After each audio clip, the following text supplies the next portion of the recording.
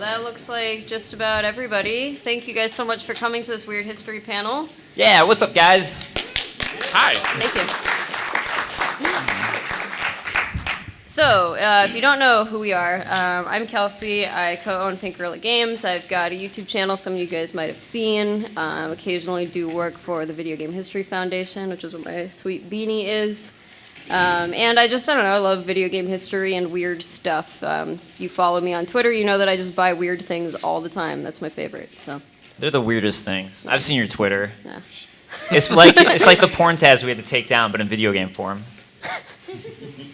Weird stuff. Hey, what's up? I'm Dave. I'm a YouTuber. I also have done hosting for various video game networks, and I think that's all you need to know. I do other things too, but that's the most important. Hi, I'm Chris Kohler. I'm features editor at a video game website called Kotaku, and I also wrote some books that I'm selling here, and one of them is called Final Fantasy V. I think it says Final Fantasy IV up there. I did not write the book on Final Fantasy Don't IV, look. but I did write the book on Final Fantasy V, and also Power Up, which is about Japanese games in general. And if you want to come buy those, you have about 2 hours after this panel to do that before they shut the show down. And I'm over at it's the Nintendo Age booth. It's next to the Atari Age booth. It's by the food in the main vendor hall. You can try to come find me. That's where I'm going right after this panel is over, though. Yeah. All right, cool. So why do we like weird video game history? Well, because we're weirdos, and it's a lot of fun. Video games, I mean, we all play video games, obviously, but sometimes it's really cool to just learn about the oddball stuff, whether it's a weird peripheral or it's just a very odd story about how something came about. So we've got some of that stuff. We've got just some shenanigans between developers and marketing departments and that sort of thing, just because it's interesting. You know, we don't see a lot of this behind-the-scenes stuff, but it's starting to come through as we research. So we'll start with. Oh, we start with this? Yeah. Okay. This is a good one to start with. I loved this story. You may have read this because, I mean, you probably have heard at some point about, a little bit behind the scenes of the game Donkey Kong, which is that the story that a lot of people know is that Nintendo had this game called Radar Scope, and it was failing. It was an arcade game, and they very quickly needed to replace the board inside Radar Scope with a different game because nobody wanted to put any quarters into Radar Scope, and they were like, okay, well, all of our designers are busy, so let's give it to this artist that just joined the company a couple of years ago, and the guy's name is Shigeru Miyamoto. He's never designed a video game before, but we'll just make him design us a game, and what he created was Donkey Kong. And that's the story that everybody knows, but when the NES Classic Mini came out last year, they did a series of interviews with the designers of NES games, and Miyamoto took that opportunity to speak about the actual development process of Donkey Kong and the impact on his life, and I found this really interesting. And so this is basically what he said. And you can go and read this. Hopefully I'll get this basically accurate because I do love this story. And he says, okay. He says, yeah, they called me and they said, yeah, you've got to we want you to make a game, and it has to be done on the double. We need this game yesterday. And he says, so I tell it, and by the way, he was about 27, 28 years old at this point, young guy. So I called all my friends and I told them, you're probably not going to see me for a few months. And so here was the thing, and this is not uncommon, but he was saying at that time I lived in the company dorms. And it was not unusual for Japanese companies at that time to, they'd get new employees fresh out of college. They probably didn't have apartments or anything like that, and so they'd actually have company dormitories. And this is where you would live if you were a young, unmarried, whatever person, working for the company. And Nintendo had company dorms. And so Miyamoto was going back. Miyamoto basically stayed on Nintendo company property for 3 months solid, making Donkey Kong. And the other part of the story is that he said, well, a lot of my inspiration. So Nintendo, as you might know, originally in the 1800s made playing cards called Hanafuda. And right now, they actually still make them. Like you can go if you go to Japan and you go to any convenience store in Japan, of which there are thousands, and you look in the sort of miscellaneous sundries aisle, you'll find some playing cards, and you'll find some Japanese style playing cards, flower cards or hanafuda. And the hanafuda are generally in the good convenience stores. They're the ones that are made by Nintendo, and they're still there. And if you buy them today, they're made out of plastic. But originally, and even into the 1980s, these cards were made out of. Originally, it was boiled mulberry tree bark was the raw material from which they started to make these cards, which are really thick, small and thick.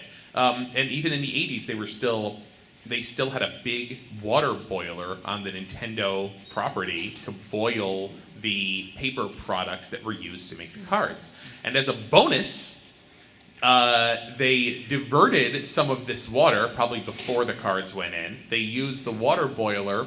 Nintendo had a big old communal bathtub in the building where they made the playing cards. And so Miyamoto was conceptualizing Donkey Kong. He was thinking of his ideas and working out his problems. He was doing that fully nude in the company bath, which you're now all picturing. And that's where Donkey comes from. And so that was really fascinating too. And I thought about something else. I wanted to tell this story about Miyamoto because this was later, but and I heard this story from Dylan Cuthbert. Dylan Cuthbert was a British guy. He's still alive. He is a British guy, and he moved to Japan when he was a teenager because he worked at Argonaut, which made the Super FX chip, and so he moved to Japan to go work for Nintendo as one of the first white people ever to go work at Nintendo in Japan, making Star Fox. And he worked for Nintendo for quite a while, and he started his own company, and they still work with Nintendo. And one day, over drinks, this is a long time ago, I didn't tell you guys this story, by the way. This is a surprise for everybody. One day, he says to me, and I'm telling you guys this, by the way, because he eventually said it live on a live stream, 10 years later. He said, "Do you know what Miyamoto's favorite gross joke is?" He said dirty joke. It's not a dirty joke. It was a gross joke. Do you know what Miyamoto's favorite gross out joke is? I'm like, no, but I want to. Tell me.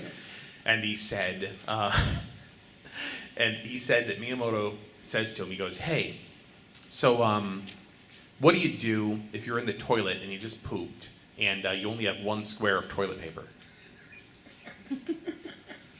What? And he goes, "Yeah." And he's like, "I don't know what." He goes, "Take the square of toilet paper, put your finger through the square of toilet paper, making a hole, then wipe with your finger, and then draw the toilet paper this way across your finger."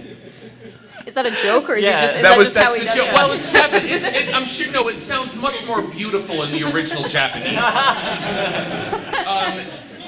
And I heard this, and I'm like, one, gross, Miyamoto, thanks.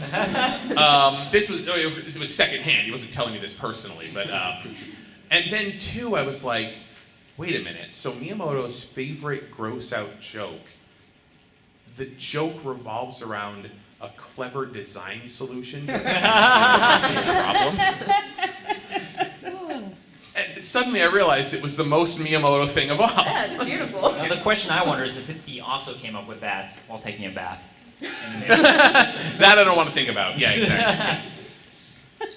Well, that was awesome. Yeah. All right. I hope you enjoyed it. Thank you.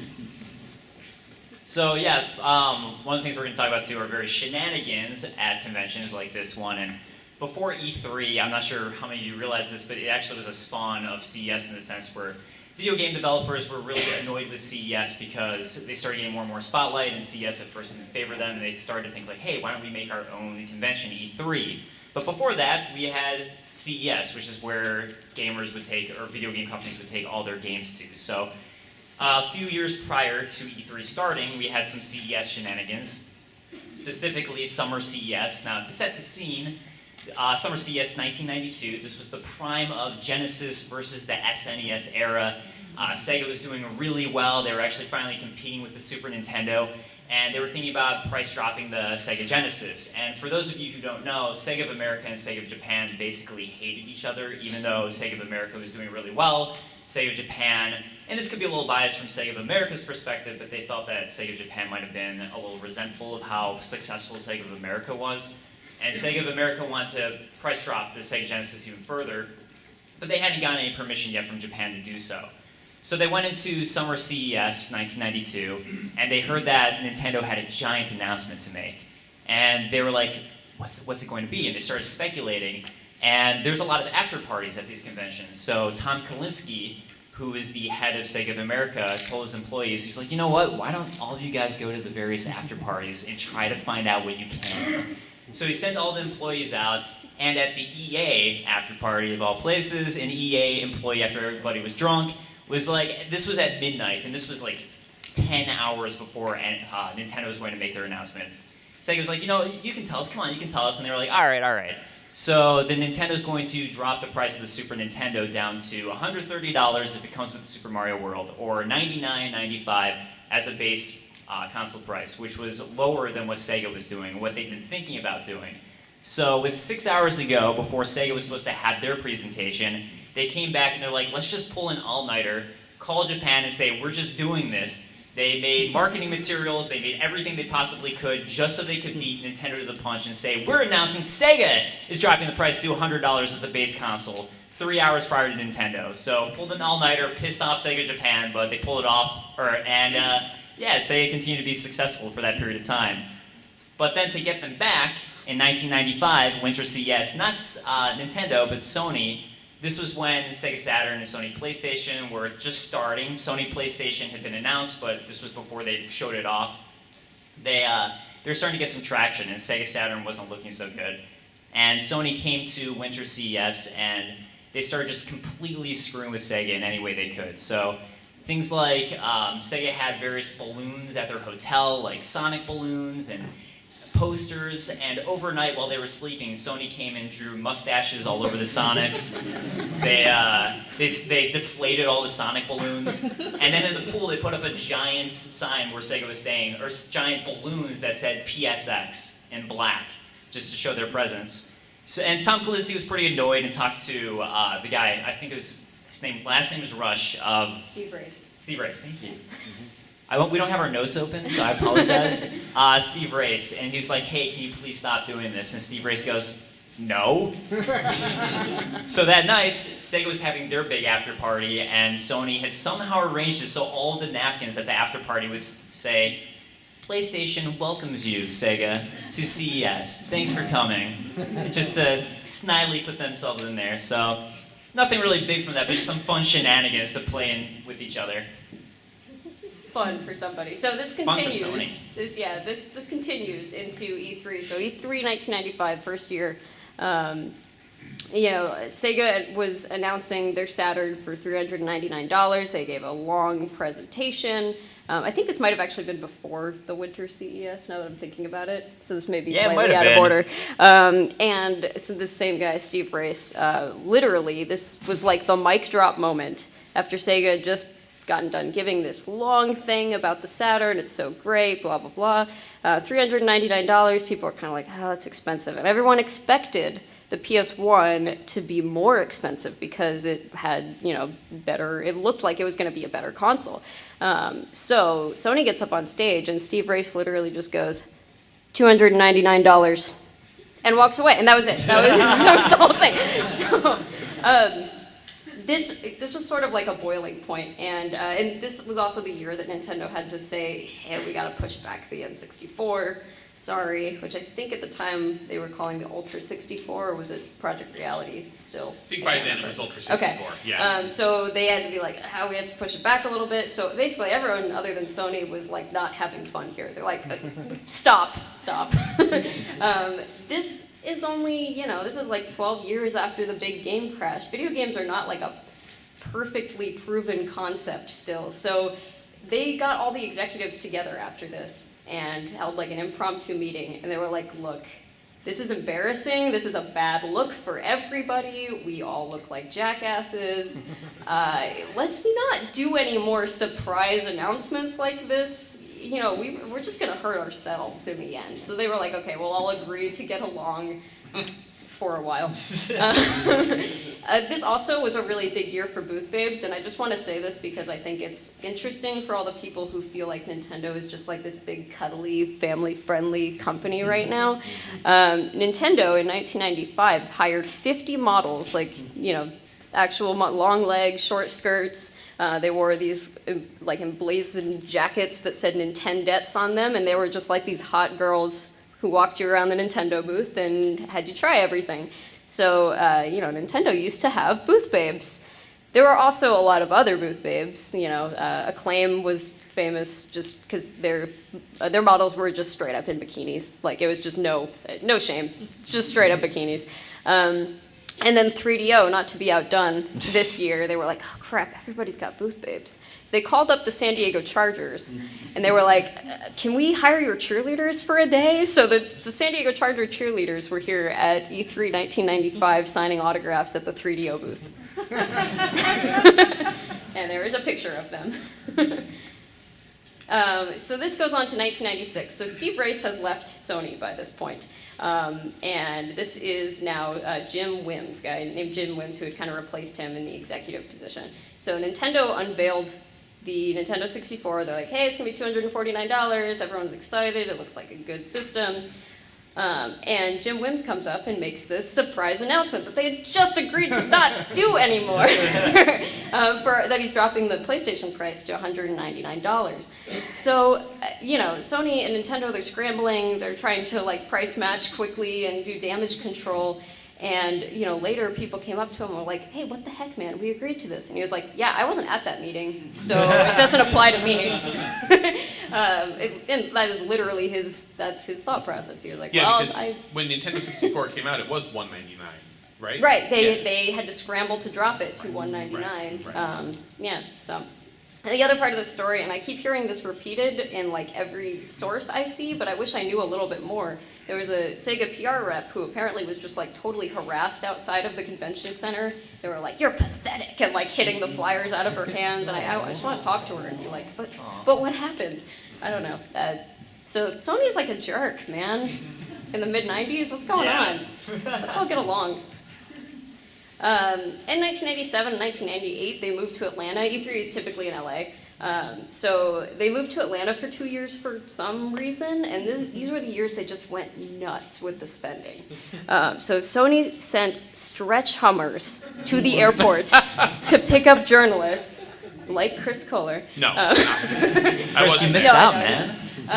They sent stretch Hummers to pick up the journalists, where in the back seat they would play Gran Turismo, which is a brand new game at the time, so that they could get their thoughts on it in a stretch limo on their way to the hotel. So that was funny to me. Also, and I forget which is which, but Nintendo and Sony each hired one of these two, the B-52s and the Foo Fighters, to play at their after parties. So they were like just spending so much money on entertaining what basically was just journalists at the time, you know, journalists and other industry people. You know, E3, I guess there were they had some public people allowed that year, didn't they? Or some not? Oh, okay. No, yeah. E3 only started admitting the public last year. There were ways to year. get in as a not as a member of the public before. Oh, yeah, it was just expensive. Right, exactly. So yeah, I think that's what I meant by that. Yeah. And the otwe thing is, I think this was... I had, back in 2003, I remember, like, I was going to E3, and then, like, my friend was going, and we like, I was in LA for a while, and we had gone by, it was, like, prior to E3, we went to this local video game store, and the person behind the counter was like, oh, yeah, oh, that's right, you're going to E3? Yeah, I'll get you guys the fake pay stubs. Like, just like he would just make, you know, for his friends, he'd just make pay stubs so they could be like, oh yeah, I work at this video game store. Like, that's how a lot of people Well, actually, would just weasel their way in. Yeah, that happened to me, I guess, last year at E3, where I was talking to somebody for a long time, and I was like, oh yes, what do you do? And he's like, oh, I have a lawn mowing business. I'm like, how are you here?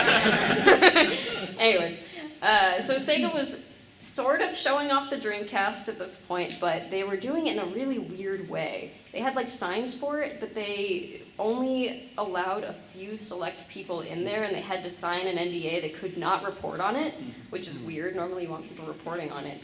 There was like rumblings of, hey, this is really cool, the people who saw it. But they didn't want any like official information out there quite yet. I want to say it was like a month or two later when they did start allowing that.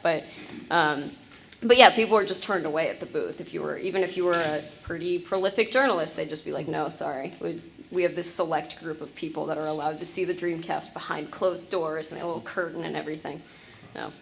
And of course, the Pokemon booth was awesome. Just gotta show that off. In 2000, this was kind of a weird, and I won't go too much longer with E3 stuff, but this was a weird year, and I only went this far because this was just about 4 or 5 months after Columbine happened. You guys probably know the Columbine tragedy. So the shooters for Columbine, they were big Doom enthusiasts, and that was like a big part of the media at that point was this was a very scary, video games are bad, look, they make people shoot people type year. So E3 2000 was swarmed by protesters. Outside, of course, they couldn't get in. But, so it's kind of weird walking in. People are yelling at you as you're walking in or shoving signs in your faces. It's just kind of a weird atmosphere. But the other thing, I like bringing up things that show that Nintendo's not always been family friendly. They were promoting Conker's Bad Fur Day. Was that the same year? Yeah. That's great. They had a bar, an open bar on the show floor. No. You could go drink at the Conker's Bad Fur Day booth. The next one is about Alex Kidd, which for those of you who do or don't know the Sega Master System was, it wasn't Sega's first system, but it was their first mildly successful system before the Sega Genesis. And one of the fun stories is Alex Kidd, because they had a lot of weird design choices. And this was basically Sega's game to counter Mario before Sonic, which is why it says the first Sonic, even though it wasn't Sonic. So, it was made to compete with Mario. And one thing that was funny is Hataro Kayashida, who is the designer of the game, decided in order to make it different from Mario, one of the great things to do would be to reverse the controls of the game. So it would just be a reverse of Mario controls. And in his mind, he was like, this makes it so much different from Mario. And he came out in later interviews and he was like, I had no idea what I was thinking. That's the dumbest thing I've ever heard. He himself admitted that. So he said that. And another thing that they tried to do to deviate from Mario. It was like Mario punches up. Yeah. So Alex Kidd will punch forward. Right, so there's that. But then also just the fact that Mario is B runs, A jumps, if I remember. Yeah. So, but they made it so B jumps and A runs. Like that, just to be like, it's so much different from Mario. It's totally different. Another thing that they added in the game to make it different, even though it's an action platform game like Mario, they decided to have so boss battles would be rock, paper, scissors matches.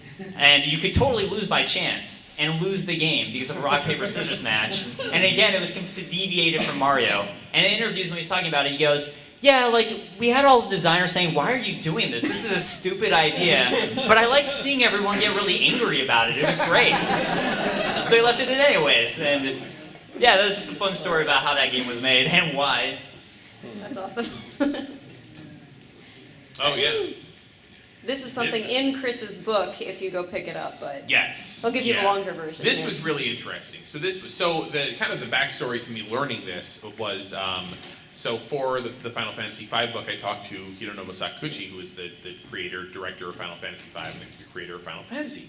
And this was actually really great for me because at that point I had talked to him before, but it was only for like interviews for his more recent projects, like Terra Battle, which was a mobile game that he did. And I'd never gotten the chance before this to just sit down and just literally just talk about old school Final Fantasy, for at length. And at the end of the interview, and when you do interviews, like you do this happens like. It's always at the end of the interview, after like 90 minutes of talking, they really open up and they start telling you stuff.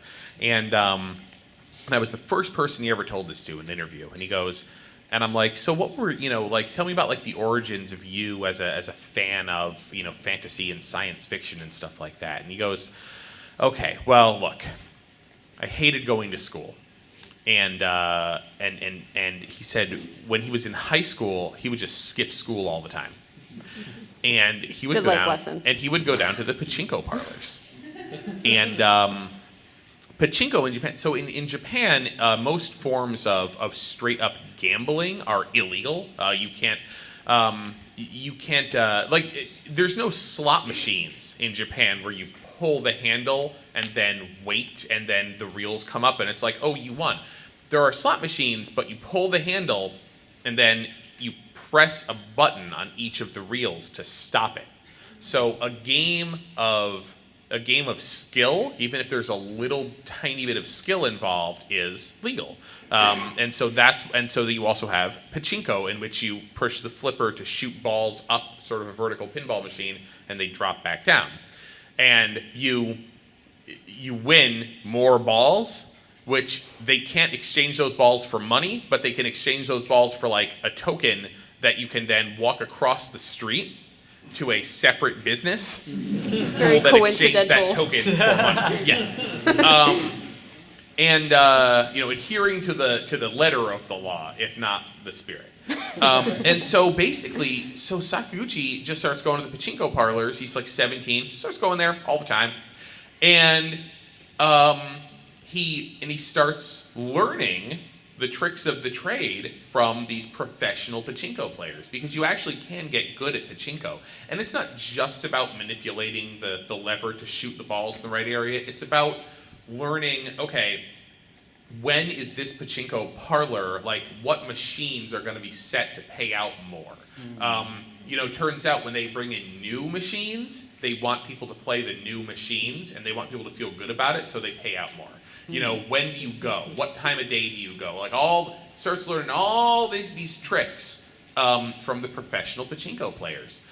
And Hironobu Sakaguchi, at 17 years old, in high school, is pulling down about $100 a day playing pachinko.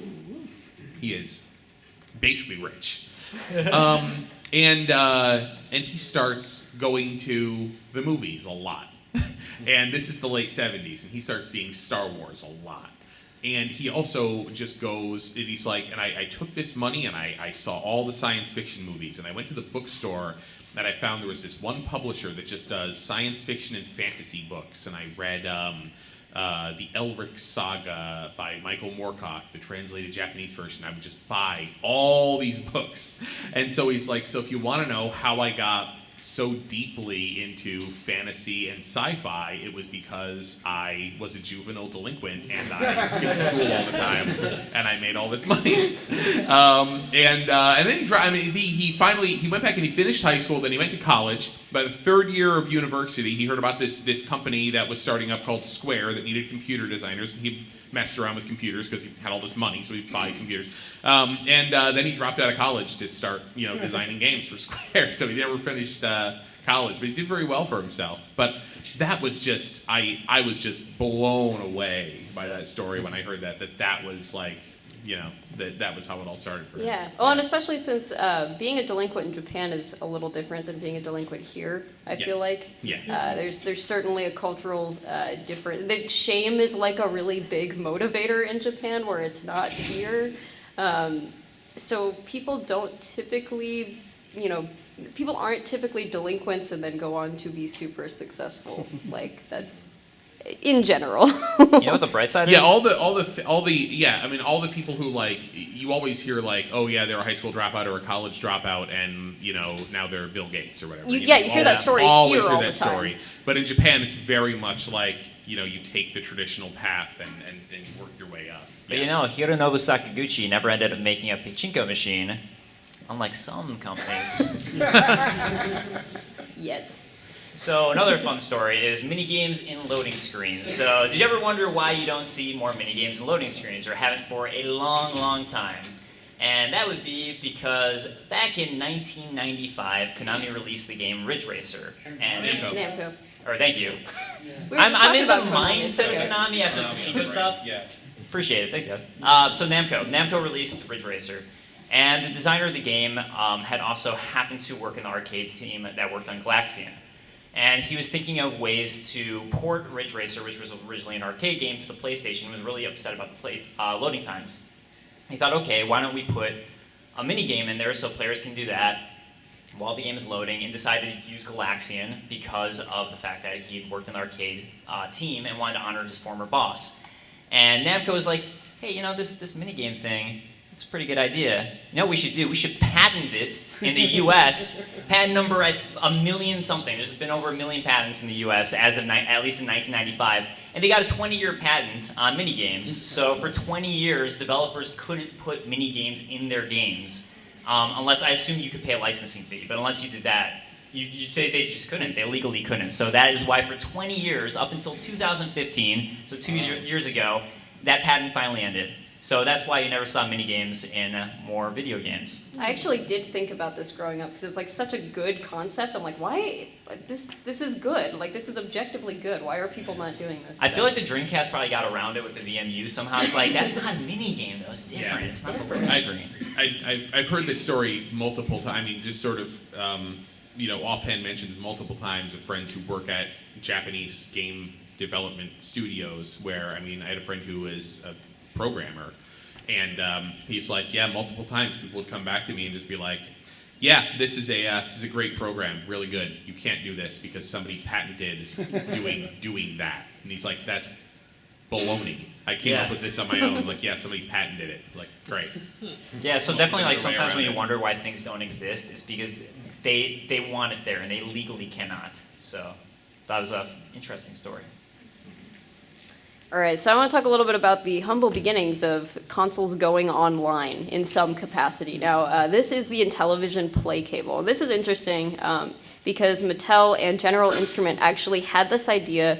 They were deep into this idea before the Intellivision came out, and before the Intellivision was much more than just sort of like a, like we have some electronic parts here, but no games, and it was still very, very early. And what the PlayCable does is you can download games that are being like broadcast via the phone line. You pay a subscription service and you can download games on your Intellivision. You guys thought the Dreamcast was ahead of its time? Come on. So anyways, this was obviously extremely expensive, as you can probably imagine, so did not do well, despite the fact that they had been working on it since, way before they had finished the actual Intellivision. But we move on to the Atari game line, which I definitely want to talk about for a bit because it's in the museum. If you guys have seen the museum yet, Rick Weiss, who owns that Atari collection, he has this and it's totally complete. It's got the binder that came with it with all of the different games in it. It's a really, really cool service. So this one is interesting. It's kind of the same idea. It was slightly after the PlayCable, but it allowed users to download video games through the phone line, also subscription-based. This is interesting because Control Video Corporation was the one who created this. They sort of fell, A, because this was expensive and it didn't do well, as many, many peripherals did in that time, but B, because of the video game crash, because this is 1983. That is the game crash, basically. But they rose from the ashes to become America Online, AOL. So they were doing internet stuff before AOL, way back. And so this is one of the earlier ones that I think is interesting to a lot of you guys. This is the Famicom Network system. This is a modem for the Famicom, and it's this big, bulky thing that you put on top of the Famicom, and the programs for this came on these little cards. The reason this came about was because the former president of Nintendo, Hiroshi Yamauchi, happened to be sitting next to an executive from Nomura Securities, which was just like this stock trading company.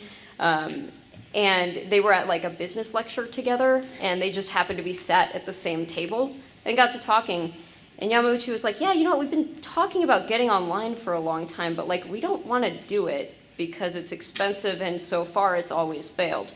And so they're like, well, how about this? How about like we create it and you guys just make all the, just kind of make it work and put any games or whatever you want to put on it. So Nintendo was like, yeah, that's a great deal. I'll just, maybe we can make games for this. They'll be doing all the hard part.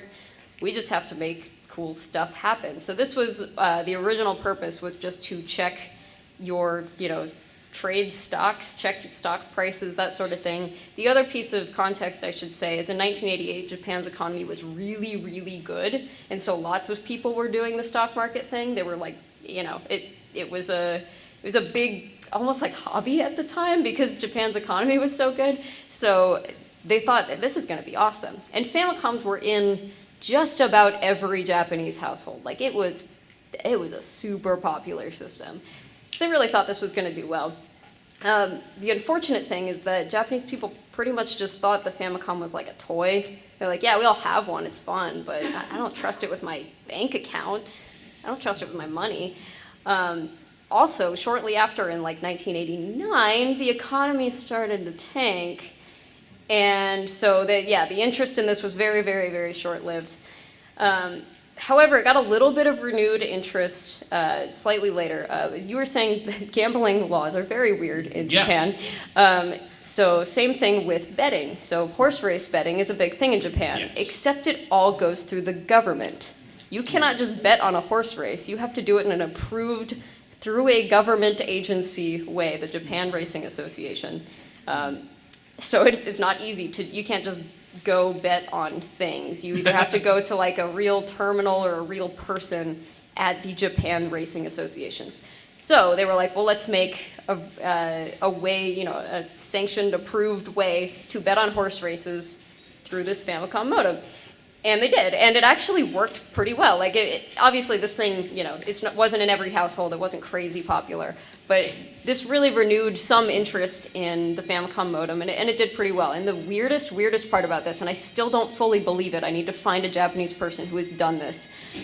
In 2015, you could still use this service. Yeah, you can actually find videos of it on YouTube. Yeah. People have posted videos, so you can see exactly what it looks like. Yeah. So, yeah. All the way till 2015. And I'm guessing that's just because it's such a complicated, annoying, have to jump through hoops to bet on horse races that they're like, well, we already have this one that works. Yeah. We've already made this one happen. There's also this other cool thing with the Famicom Network system that is called the Dataship 1200, and I've never seen one of these in person. And I've seen like a couple pictures online, but apparently there were some standalone Famicom Network system consoles made. So this does not play Famicom games. However, it is a Nintendo console. You can put those cards in them and you could do the horse race betting or checking your stock prices or whatever. But yeah, I've never seen one of these. I just thought it was really interesting that anybody would have use for that. Like, anybody. It was like, well, I don't need the fun part. I just want the really boring part. Yeah. I just have a gambling addiction. Yeah, exactly. And the other thing is they did try to get some games on this thing, but it, again, was just so freaking expensive, tied up so much of the phone line, and it didn't work out. But it's I don't get interesting why. because Nintendo for a long time had this reputation of, Nintendo doesn't do online games. Mm-hmm. But way back at the Famicom, Nintendo actually did, and not online games, but you were able to get online with the Famicom. They're almost the pioneer, Right. Well, other than Intellivision. Yeah. No, But this was the most successful one up to that point by far. Yeah. By far. Yeah, what I think is crazy about it too is everyone, at least for me, I think of the Sega Channel on Sega Genesis. To me, that was like, Sega was such a great innovator, and outside of in the Famicom, Nintendo actually even tried to bring it over to the U.S. and they did try to bring it to the NES, which I guess could lead us to the next slide. So they tried to bring it to the U.S. and they actually had the idea of, okay, why don't we make a separate cartridge and they were going to do modems so you could download games similar to the Sega Channel. They wanted to have a forum so people could trade game hints with each other and various tips. But it was sort of progressing so-so. And then Minnesota came up and they're like, hey, we got a great proposition for you. How about you guys do this with our Minnesota State Lottery so people can gamble with it? And Nintendo sort of played ball for a bit because it was a way to do this. And they were looking at the big picture of this is a way to get a ton of money. I mean, this was before the internet was really big. This was before AOL. And Nintendos were in every home, essentially. I mean, 1 in every 4 households had an NES, which is massive. So they were like, this is a way to make us the stronghold of internet. It could come from us. And that was their thought line with it. So they started experimenting with the Minnesota State Lottery, and they actually made a working prototype, and then the politicians found out, and they're like, whoa, are you kidding? You're going to do this where kids are playing the NES, and now they can gamble. That is the worst idea ever. So, yeah, they rose a huge stink about it, and then Nintendo just so kind of quietly let it go, and then they just didn't follow up. And supposedly Minoru Arakawa also wasn't super interested in the idea anyways. So with that, it was just kind of slid away. We are running out of time here, so I'm going to try to quickly go through this. The one thing we didn't put on here is there was also a Super Famicom modem, but the more known and cool one, where they actually started doing games instead of just horse race betting, was the Intellivision, and Chris can probably tell you a lot about that. So in Japan, pretty much every Nintendo platform that wasn't the Virtual Boy had some kind of online gameplay-ish kind of attachment. In Japan. Maybe not necessarily doing multiplayer gaming, but getting the thing online. So the Super Famicom had the Satellaview, and the idea behind this was that you could actually download games over the satellite TV signals, which sounds kind of weird, except satellite TV was what got adopted in Japan, whereas cable TV became very popular in America. In Japan, it was satellite TV that became mainstream. So most, not most households, but probably maybe even the majority of households had satellite dishes and could use this thing. And so Nintendo did a lot of original content. Nintendo and third parties did a lot of original gaming content, like Kirby Minigames, some of which are dumped and preserved, and some of which are not yet. All kinds of stuff that you would have to download it, and they broadcast it over the satellite signal at certain times of the day, and you could download it, save it to that cartridge that's in there, which has a removable memory card. There was the game Radical Dreamers, which was actually a follow-up to Chrono Trigger. It was a graphical text adventure game, a follow-up to Chrono Trigger that became, the plot of that was used for Chrono Cross. That was a Satellaview thing.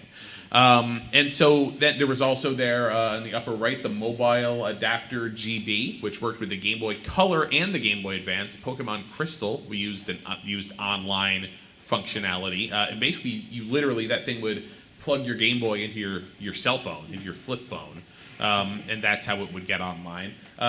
And then down in the bottom right, the RandNet browser, when the 64DD, that was the magnetic disk drive, that didn't come out here in the U.S. for the Nintendo 64. It was supposed to, it just gave a lot more storage, and importantly also, because it was a magnetic disk drive, it meant you could write a whole lot of stuff to those disks, and that's what they were kind of planning, these games where, Animal Crossing, but it would save your whole town that you had made in the space.